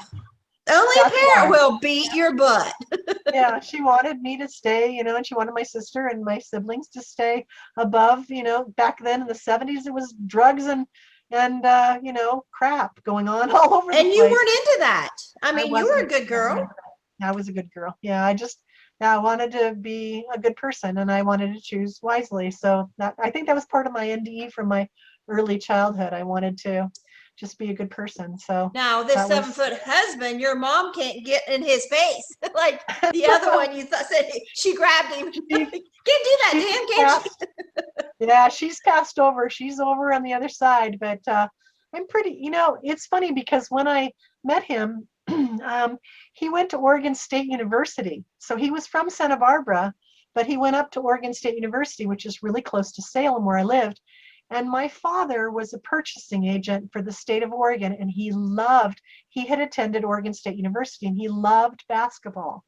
So I'm pretty sure that since my husband was pretty famous up there, being a 7-foot tall center at Oregon State University, pretty sure that my dad, who was dead by the time I met Victor as well, helped push Victor into my life because he would have been the person who was purchasing all of Victor's sports equipment and everything for Oregon State University as a purchasing agent for the state of Oregon. So I'm pretty sure my dad was like, here's this 7-footer for you, Barbara. Yeah. That's why I said, well, go. I think that it just came to me on a podcast here the other day. It just like made sense to me. Like, the big, like 1,000-word puzzles that are, already say it's all put together. Like God just takes it and throws it on the floor and says, now go live your life. Like all the pieces will come together in time. And then when it's all one perfect puzzle, then we're done. It's just like, because God already knows. Yep. And everything that's going to happen, God knows the past, he knows the future, he knows, and it's not like it's decided. He just knows. Yeah. And it's just like, now go pick it up. And the morning when I started to write my book, that morning, I had got a vision and I see myself like I must have been like an angel or something because I'm looking at myself down below in this vision. And I see myself bent over. I'm in a creek in the woods and I'm picking up these little specks of light as I go. And I'm picking up these specks. And it's just like this black curtain moved to the side and this light come. And that's when I realized I was putting all the spiritual stuff and all the abuse under the rug just the same. And I just grabbed my laptop and I just started writing. And then when I come to that thought the other day of the puzzle, I thought, well, maybe that's what I was doing in the creek. I was picking up pieces of the puzzle, going along my life, picking up pieces of puzzle. It's just like things come to me like all these women, especially, oh, I'm going to get wrinkles. I'm going to get fat. I'm going to get old. It's like, you don't know what's waiting for you. If you could let go of all that, you have no idea how fun this is. The wisdom that you're going to have as you get older, that like people have their NDEs in their 30s trying to talk about it in their 40s. I'm like, I don't know if you can do it because it took me to get in my 50s before I started having the wisdom to understand and put it all together. And every day I get older and older, I get smarter, I get wiser. I may not be prettier, I might be fatter, and I'm getting older, but you know what? I'm enjoying the revelations. Yeah, yeah, it really helps you to grow who you are inside. Doesn't matter what you look like on the outside. It grows your soul, and that's the most important part of you. You carry that on after you've left this world.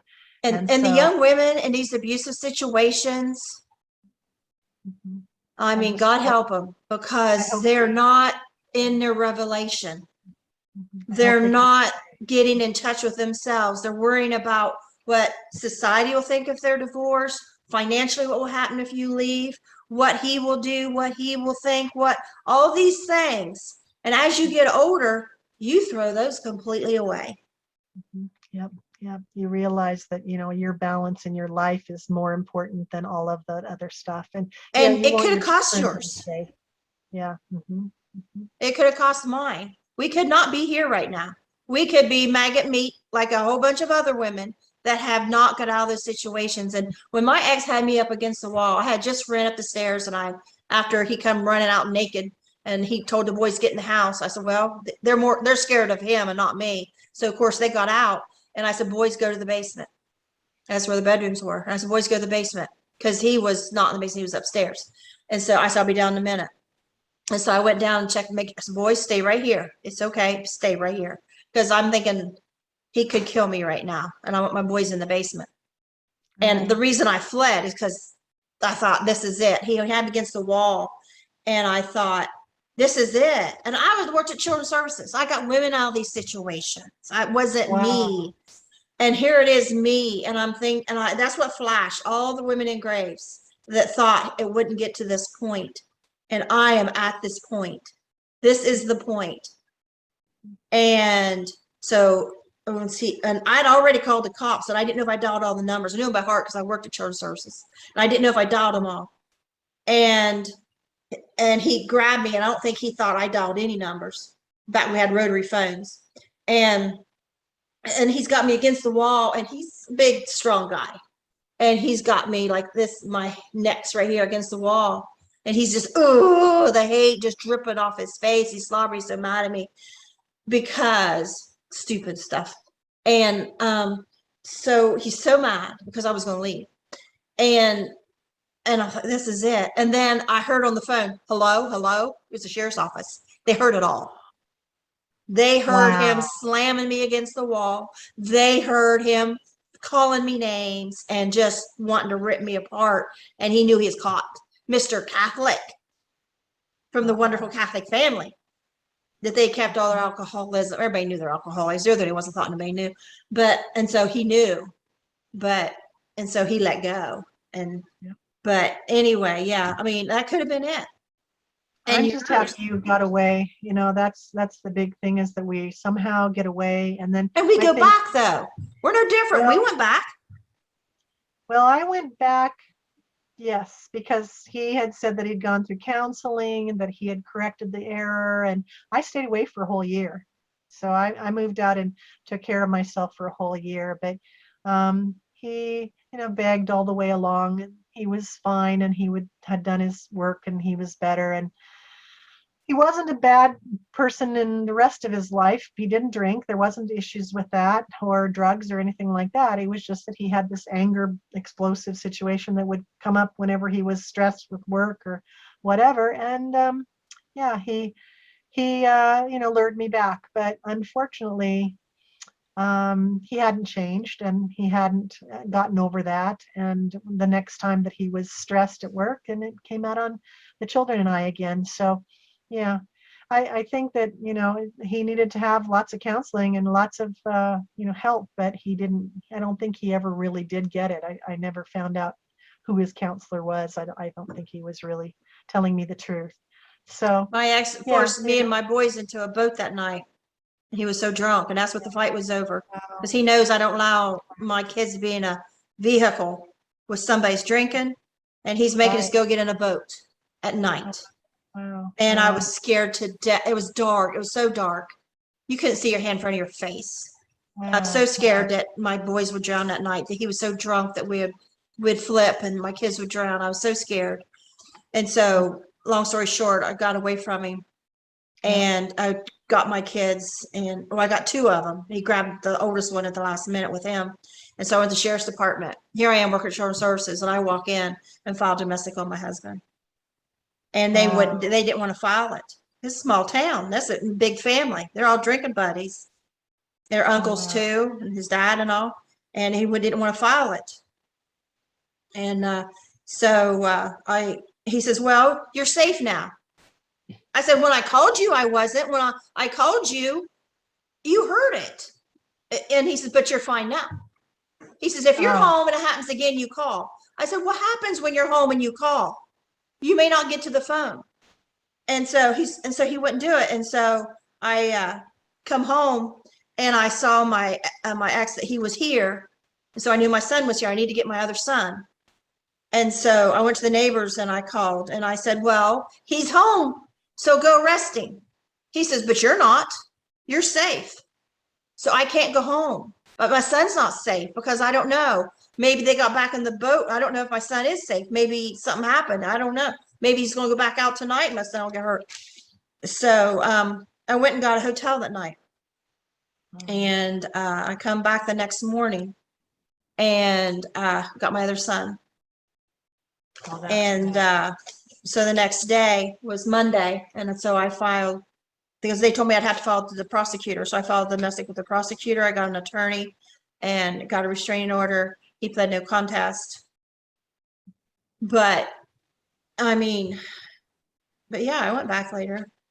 It's the hardest of any woman's life to deal with those issues, and then to be able to get away and to be able to stay away. It is the hardest thing, because we are pretty much trained, to accept and to keep supporting and, be the mom and be the solid person in our family. And yeah, it's really, you're facing a family that like you had with his family being so big and influential in the community and et cetera, et cetera.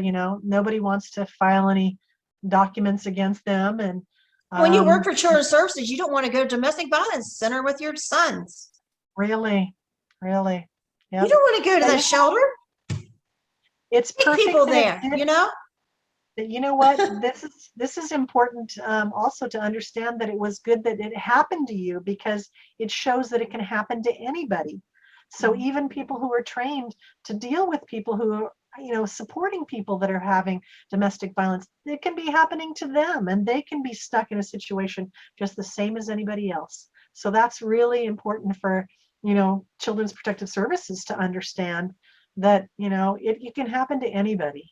So that's Do important. you remember, or have you ever heard of the movie Yesterday's Children? You mentioned you worked with a guy that's into the past life regression. Oh yeah, Peter Wright. Ask him if it's an older movie, Yesterday's Children. It's a lot like what we're talking about. It's a true story. A woman is pregnant. She has a teenage son. They could never have another child until she was like late in life. And so she's pregnant and her husband's not happy because it's late in life, right? And so they have a business to run and all. But while she's pregnant, she keeps getting these memories of a life she didn't live from like 100 years ago. And all these children she had. And she was an abused woman. And she even drew a map of where and wrote down the name of the country and the town where she lived.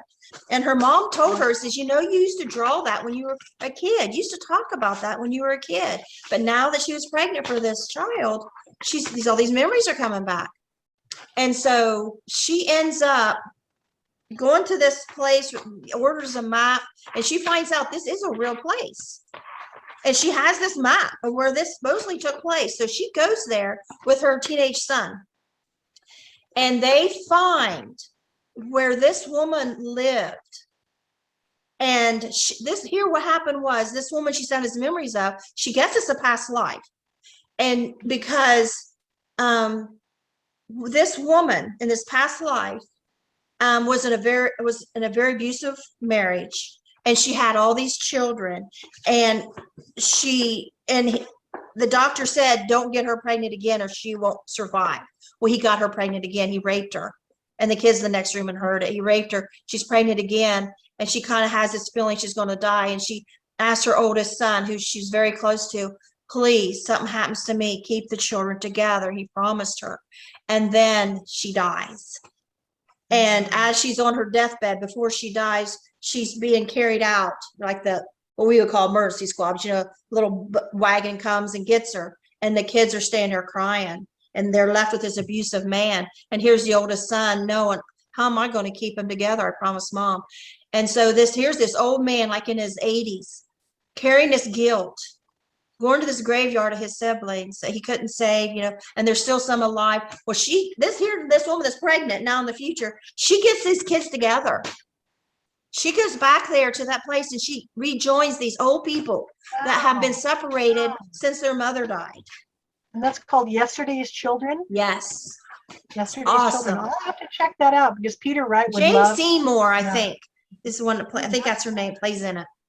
Wow, very cool, very cool. Well, I think that we need to understand that we have been here many times. We aren't just here once. Peter, when I first started my IANS meeting, there was this big article that was in the local newspaper, Santa Barbara News Press, about my near-death experience. And then I started the IANS group, and there was an article that part of the article said that I was starting this group. So 5 people called me and said, I'd like to be part of your group as you're moving forward. So one of them was Peter Wright, and he then about the 3rd or 4th meeting, he was always saying, I'm a past life regression therapist, blah, blah, blah. And I had no idea what a past life regression therapist was. At the time I was like, what? Never heard of that.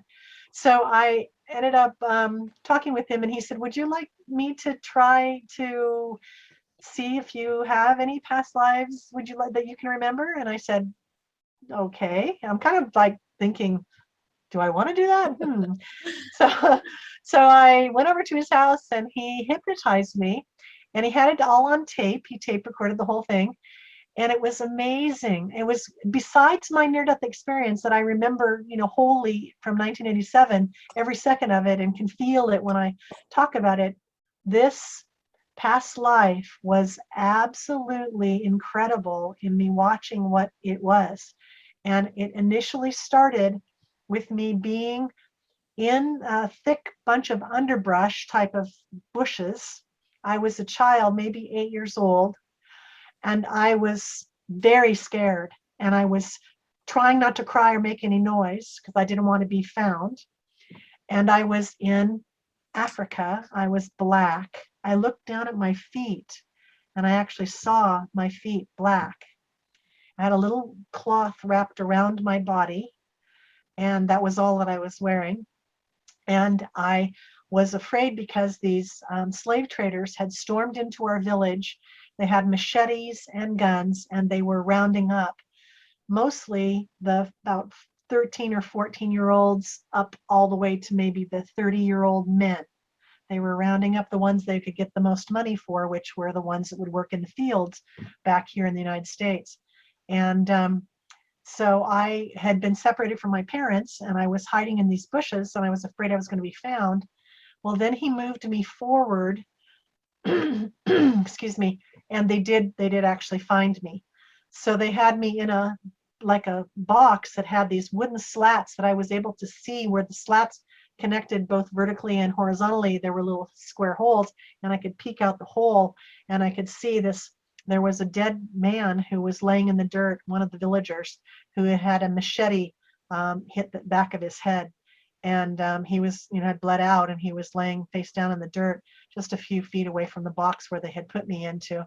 And then he moved me forward again in that life, and I was on a big giant ship. I was down in the hold of the ship. So it was all these huge timbers that were the floor, and there were all these black people, including myself, and they had all been stolen from their villages. And there was weeping going on. There was, crying. There was a woman that was kind of singing a hymn of some kind, like an African, song. And there were people that were just, moaning and all these, and there was lots of seasickness because we couldn't see anything outside. It was all dark, and there were just some candle things hanging from the ceiling.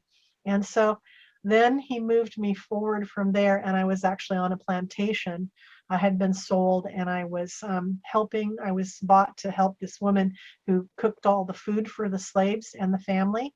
And her name was Annie.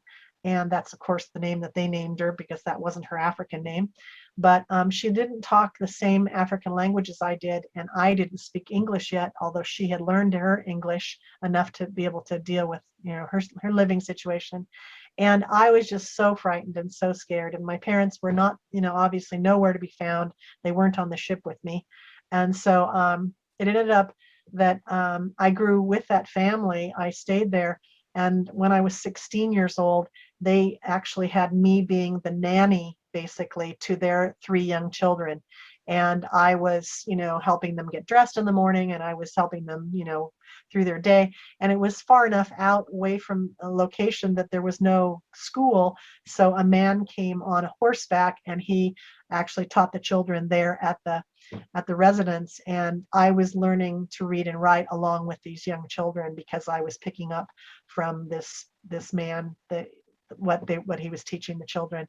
So that was the last time I saw that piece of my, that portion. He then brought me back, but it was so real and so amazing. And it's things that I've never read about, or, it was stuff that wasn't within my knowledge base. So I knew that it was something outside of this current life. And it was just really cool to find that, I had been here before. I'd had that experience. Maybe that's why, a Black child came to my elementary school in Salem, Oregon, and I walked up and said, "Hi, I'm Barbie, and I want to be friends." I didn't see color. I didn't see those things. I literally, was open to all the children and all the people, and I didn't My story with prejudice came after my 5-year-old drowning. I was at Sunday school, and I was coloring, and I started singing "Jesus Loves Me" over and over and over, and I left my body, and then I was in heaven, and the scene was exactly like I was coloring. Now, how this makes sense, I guess God shows us what we can understand or what we need, and it was just like it, because it was Jesus sitting on this big rock, and two kids standing beside him, one on his lap, and one, there was like 3 kids there. And I was there suddenly, physically in front, and I wanted to not kick, but pull that kid off Jesus' lap, because like I didn't want to wait my turn. Like they were in line to, like Santa Claus, in line, sit on the lap. I didn't wait my turn because I could feel his love so much. But at that moment, I was told by a voice that just never left me, which even before I even understood what this stuff was, it never left me. And it said, it said, "Jesus loves children of every color. Never forget that." And it's weird because I was coloring with my crayons, and this, singing "Jesus Loves Me," and this happened. And so I hated prejudice. So I was like 5. And then when I was about 11, I saw my first Black person, because we live Southeast Ohio. We live in the country. I see my first Black person, in person. And there was a group of kids playing out in this yard. And in fact, I think they were segregated. Now that I think of, we had segregated schools. We shouldn't have, because it was, I was 11, it would have been 72. Shouldn't have segregated schools, but I was always told the Black kids went to this one school, Washington School, and I went to Phillips, so it's behind it. Now that I think about it, like, we still have segregated school. That's what I was told. I never went to school with these kids, but they were running around this yard. And I missed my family because my parents had split up, and we no longer lived in the country, lived in town, and the older kids was off running around. I was home alone all the time. My mom went off her boyfriend and stuff. And I seen this family of kids that remind me of us 5 kids playing in the country, playing ball. And I want to be a part of them so bad. And I was so hungry. I was so hungry. And they saw me, "You come play." And I was running, playing. And then the mother, this big, kind of like Oprah Winfrey, big lady, comes out, called the kids in to eat. And so they said, "Come on, eat with us." And I thought, really? Because my white friends, their moms always said, "Go home." They wouldn't let me come in and eat. They said, "Go home and eat." And there was nothing to eat. And they told me to come in and eat. And it's like, I was in bliss. I thought I had a new family. They're so fun, this big family of kids. And I'm invited in to eat. And so we all go in. As soon as you go in the front door, you're in the dining room, and it's nice table, just set perfect. And I seen the ideal mother. And I think from then on, I just wanted to be the ideal mother. And because the table was set and she was back in the kitchen, I could see her back in there at the stove cooking. It smelled so good. And they went and asked if I could eat. And she said, turned and looked at me. And she said, yeah.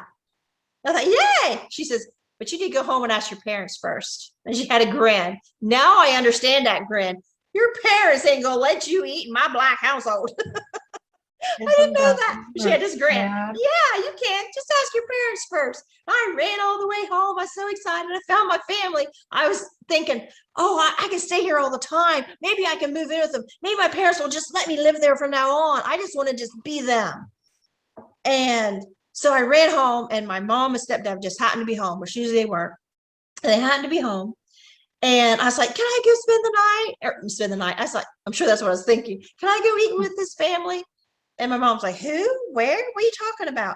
And my stepdad said, you mean that 2-story brick house down there? Yeah. He said, if I ever catch you down that street with those N-word, I will beat your butt all the way home. I went upstairs and I cried. And I was so mad. And I promised myself that I would never, ever let my children be prejudiced. And I'm very proud to say that my son Jeremy adopted a black boy at birth. He's 12 years old. Our beautiful grandson Marcus. And 3 months later, they adopted a little. They're safe. She was safe haven. The little girl. 3 months later, so we had these twins in a stroller. My grandkids. This jet black little boy and this jet white little girl. And I got him the little Ohio State University football outfit and her little cheerleader outfit. Oh, it's adorable. They're 12 years old. Now I just love them pieces. And then later they had their own children. And then my oldest son, Matthew, his first wife, he got with a girl that now in Southeast Ohio, they would call her black, but she's not black. She is from like the islands. Little girls, she's like for the islands, like Hawaii, like the islands. Oh, okay. And so, she's darker. And so, but down here, they would call her black. You know what I mean? Because they don't know any better. Everybody's dark skin's black. It don't matter where you're from, Mexican or Indian, where you're black. But so they each have a black child. And so I'm just so thrilled that my kids I made sure they were never prejudiced. And my ex's family beat me up because I was an N-word lover. Beat me up bad.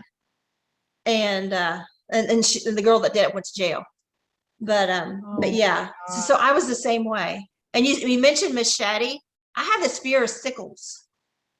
Oh. Like I don't believe in reincarnation or anything, but I just have I have fear of sickles. And I have a fear of being hanged. Like I have this memory of being hung. It's just real quick. It'll come out of nowhere. But I do have one memory I write about in my book that doesn't belong to me, even though I don't believe in reincarnation. I was this little girl, rich parents. And we were standing there waiting for a helicopter to land to get in it. And I have a beautiful dress, and my dad's in a suit. He's very handsome. My mom is more vague, but it's like my dad is like everything. And we get into this helicopter, and I can see the pilot and the co-pilot, and they're wearing the white shirts, uniforms, and hats. And we get in the back, and I've never been in a helicopter in my life, but I can tell you exactly what it looks like in this helicopter. And we go up, and then that's it. That's it. We're standing there waiting for the helicopter, the wind, as it lands, and then we climb, we're ducking our heads, climbing in, and they turn around and smile at me, the pilot and co-pilot, and speak to me. And I'm so adored by my father. And my mom's there, but it's just I'm so close to my dad. And it's just I never had anything bad to me in my whole life ever happened. I'm so protected. That's it. Never happened to me. It's a memory. It does not belong to me. Yeah.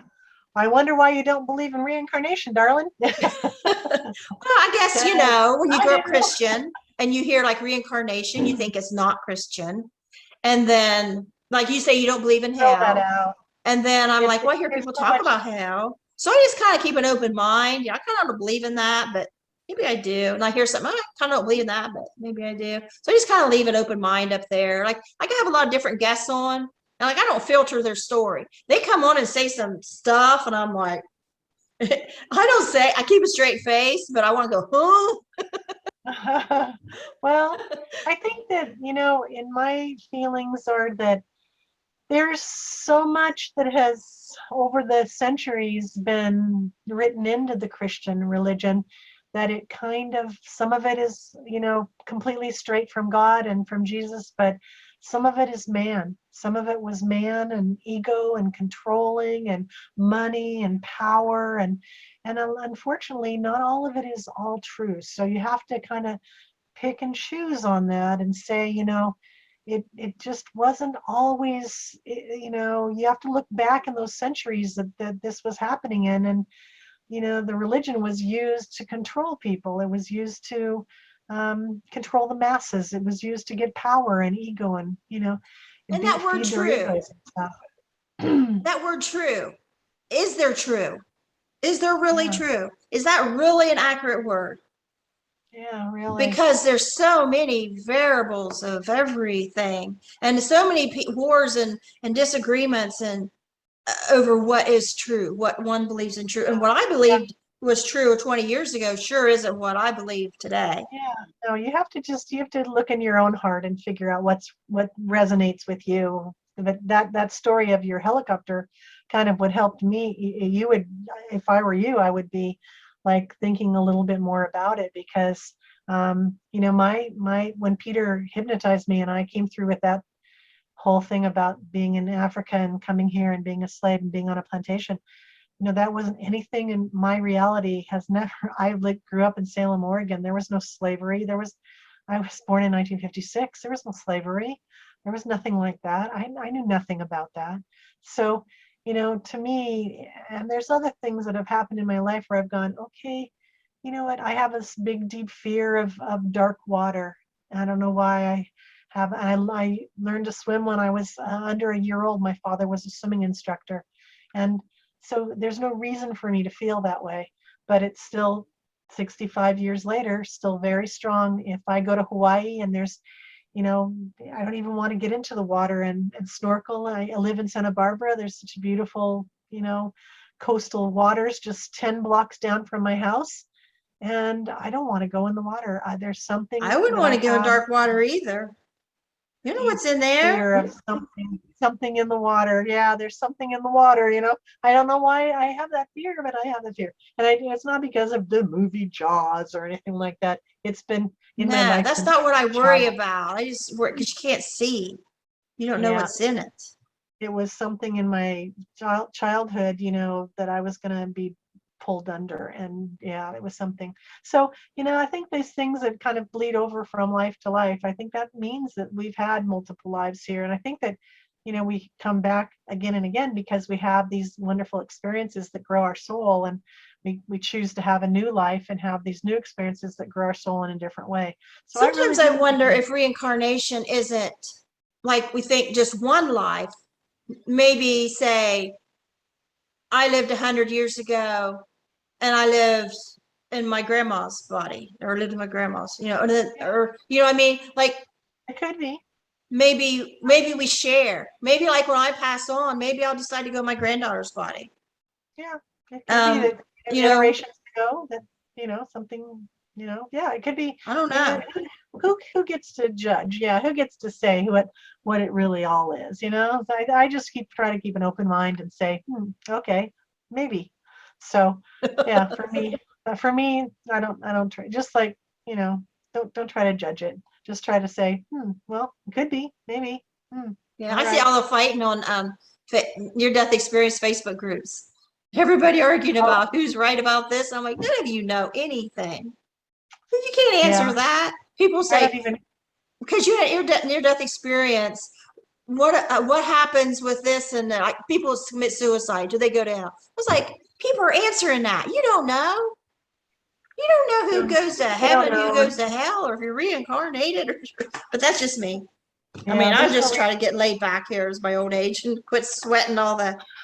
I don't even feel like I want to get involved with that discussion because I'd rather spend my time doing things that are positive and doing the things that are No, I don't giving want none of them benefit discussions. to I stay out of others. them groups.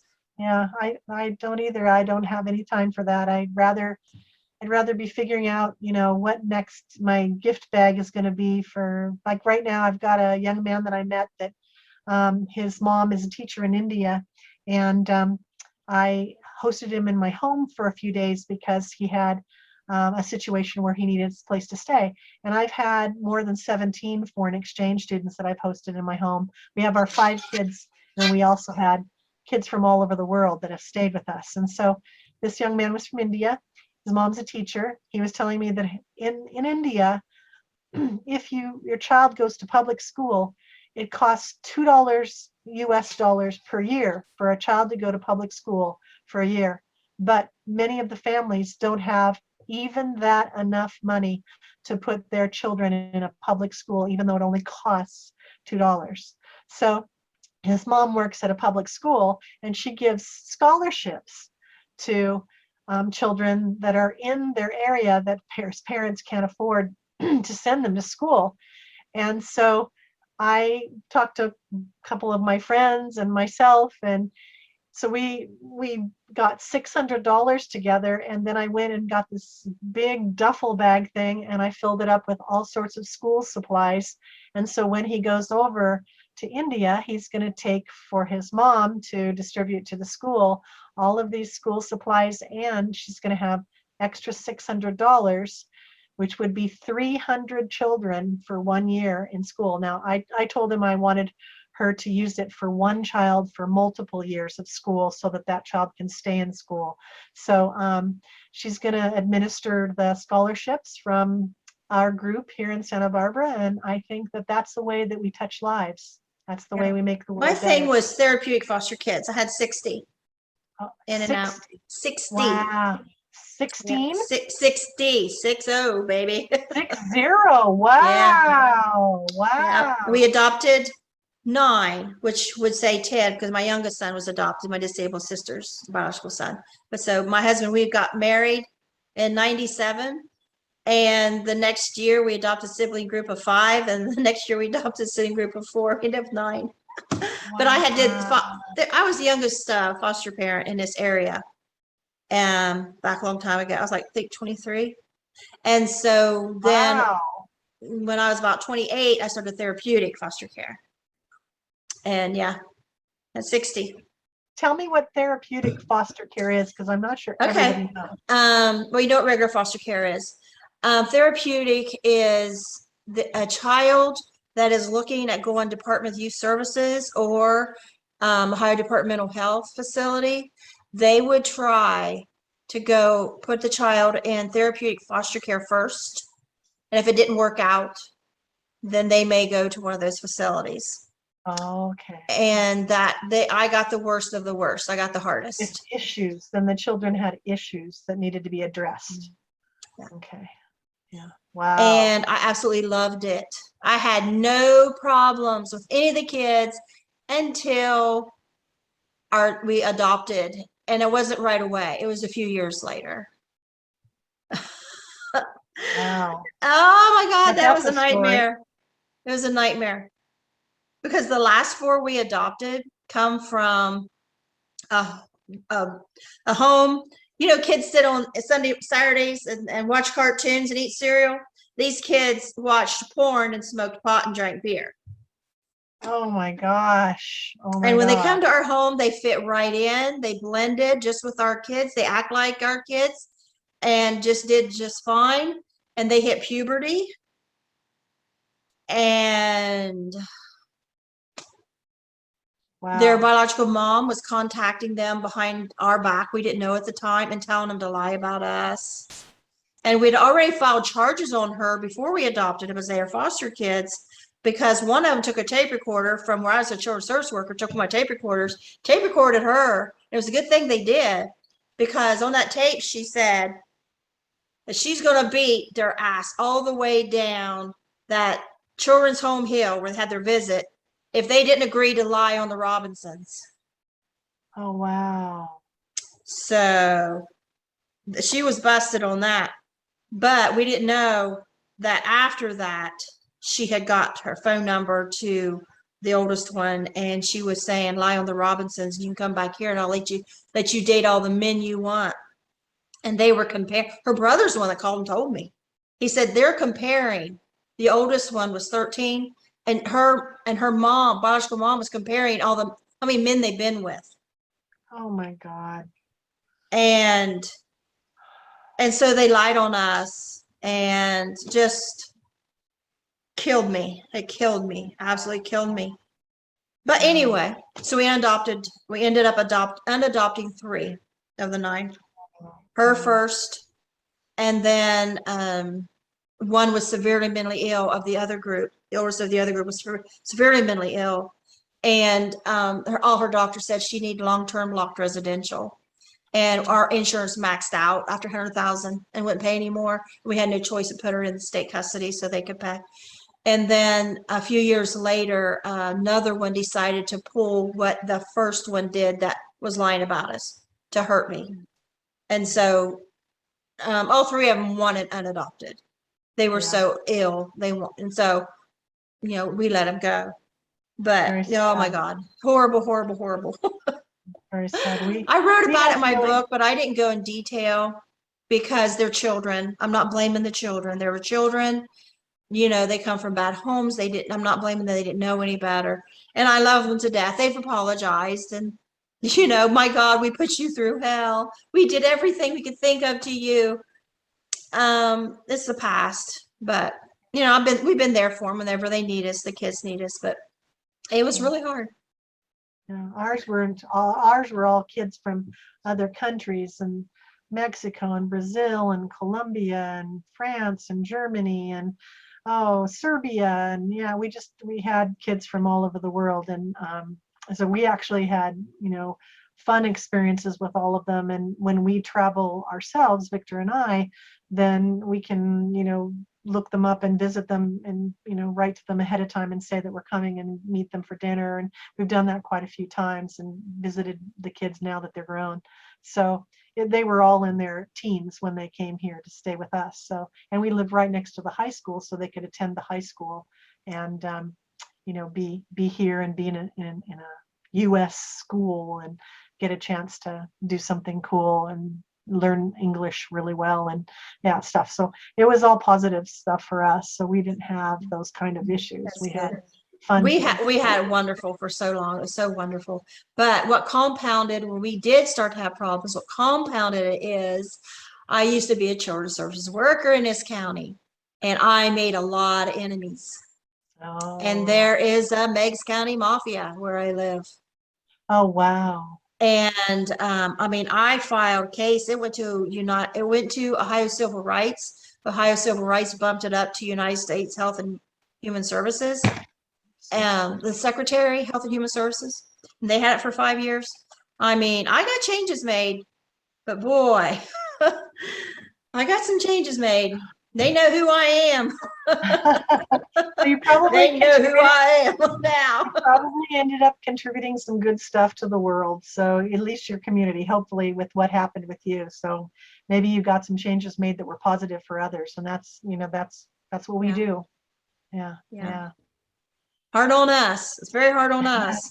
But somebody's got to be the first to speak up and make the changes. And they're not going to accept change quickly and easily. They're going to go down fighting. Yeah.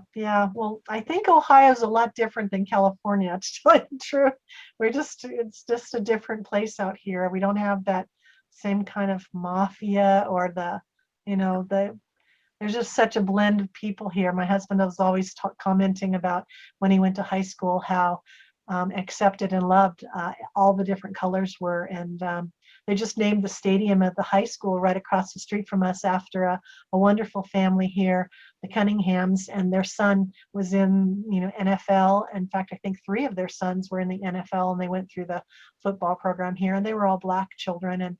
And they just named the whole stadium of the high school after this wonderful family. And I've got a lot of friends here that are like family to me, that are of color, and I really appreciate being in an area where everybody is getting along really well and accepting each other. And I hope that never changes. I hope that My nothing. sons, they live around Columbus, Ohio, and that's the way it is there. Yeah, yeah, Prejudice is non-existent. It yeah, just yeah. doesn't. And I they just would hope be, the whole I mean, world the gets first to pounce on anybody that would say anything against. But what's lovely about it is my ex's family, you know, family reunions are just right up the hill from me. And here comes two sons bringing a black child, and they've been coming for years, and they love them. And I got Yeah. beat up by this family for being an N-word lover. I mean, beat up bad. And I mean, I went through it. And now, and one of this, my ex's sister, they adopted a Chinese girl at birth, and now she's like going to become a doctor or something. And so it's great. It's like we integrated this little I'm sure there's neighbors that are probably prejudiced. My husband now, his family's very, very prejudiced, and I would go tooth and nail with them. His mom's passed, and his dad, he's got dementia. He's like hard to hear, but you know, progress. Doing your work to change the world one person at a time. Yeah. Yeah. Yeah. And maybe Okay. maybe they need to change us. You know, we're not all the all knowing. So No, I learn something every day.